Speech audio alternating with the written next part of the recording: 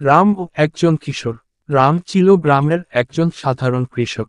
প্রতিদিন ভোরবেলা উঠে সে তার ক্ষেতের কাজ করত, গরুগুলোর যত্ন নিত আর সন্ধ্যায় বাড়ি ফিরে এসে এক কাপ গরম দুধ খেয়ে চুপচাপ বসে থাকত।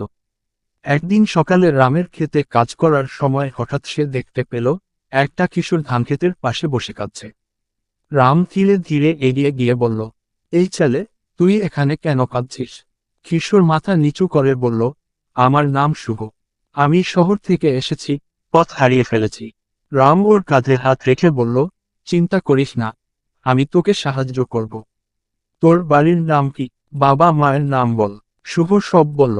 রাম তখনই তাকে নিয়ে গেল পাশের বাজারে, যেখানে একটা টেলিফোনের দোকান ছিল। দোকানদারকে দিয়ে শুভর বাবার সাথে যোগাযোগ করা গেল। কিছুক্ষণ পর শুভর বাবা এলেন, চোখে জল নিয়ে ছেলেকে জড়িয়ে ধরলেন। শুভর বাবা কৃতজ্ঞতায় রামের হাত ধরে বললেন, আপনার মতো মানুষ এই দুনিয়ায় খুব কম আছে। আপনি শুধু একজন কৃষক নন, একজন প্রকৃত মানব। রাম হেসে বলল, মানুষ হিসেবে মানুষকে সাহায্য করাটাই তো আসল কাজ। আমি শুধু আমার কর্তব্যটাই করেছি। সেই দিন থেকে শুভ রামকে গ্রামের দাদু বলে ডাকত।